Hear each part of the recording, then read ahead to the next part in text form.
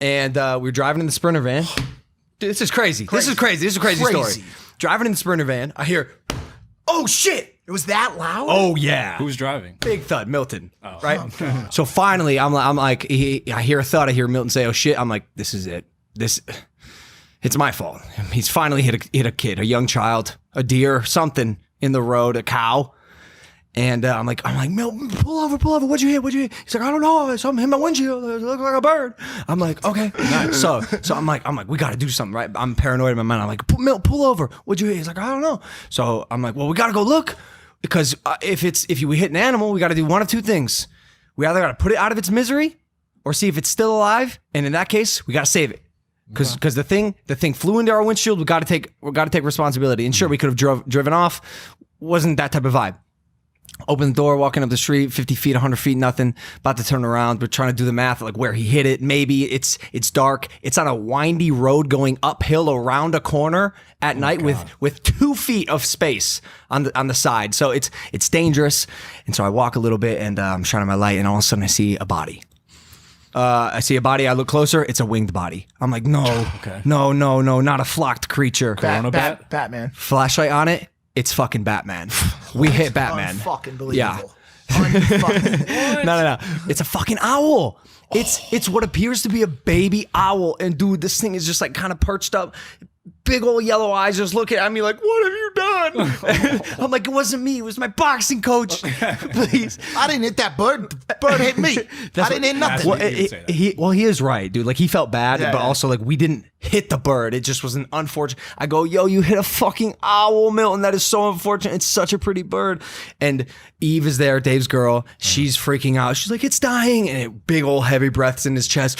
And I'm like, no, bro. And I will say, again, this is something I only say on Impaulsive, we were vlogging it. Now, I'm extra sensitive with any time something dying or anything to do with death is appearing on camera. So, again, I was high. I don't want to say we're vlogging it. We were filming and recording. And so I'm like tentative whether or not that's even okay or allowed or like I don't even know. So that's in the back of my mind. But I take a closer look at this thing and I'm like, after 2 minutes, I come to the conclusion that I don't think it's dying. I think it may just be concussed, dazed, confused. Just got whammed by a Mercedes Sprinter van.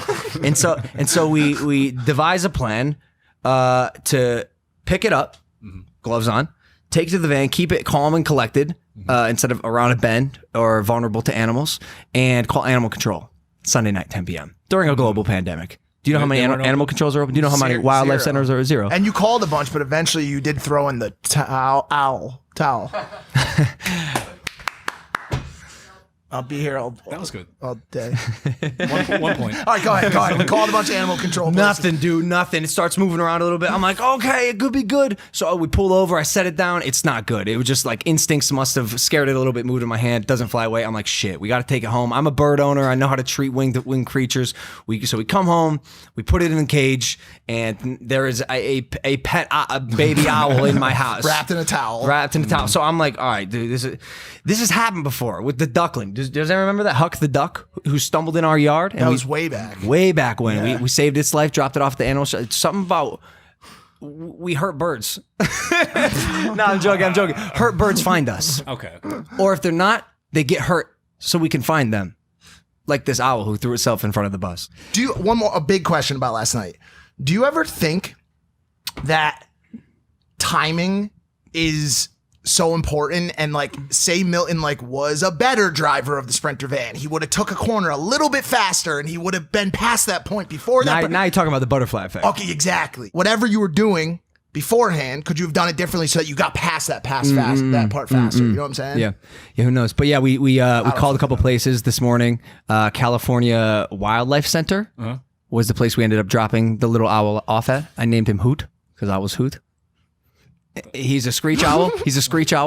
Turns out that they're not endangered. Population increasing, which is good. Okay. And he's actually an adult. He's not a baby. They're just apparently little owls. So hopefully he's good to go. But it's crazy just seeing like have you seen an owl in real life? Like maybe a couple, rarely. A few, right? Rare, yeah. Bro. Just this vulnerable little creature. I got a soft heart for animals, especially the winged ones, because I got my little sir and then Maverick, and sir, sorry, right here to my right. Did they say what they're going to do with the owl? No, bro, because they're understaffed. They're incredibly understaffed, and apparently the vet won't be until later this week, which isn't great. And I was like, can you keep us updated? And she's like, we'll try our best. You know, this is a tough time to hit an owl and have it rehabilitated because, everyone's on lockdown and like, bro, we had to drop the animal off, almost like you're returning a book to a library. Drop it off, walk away, watch the vet. She takes him in, like it was.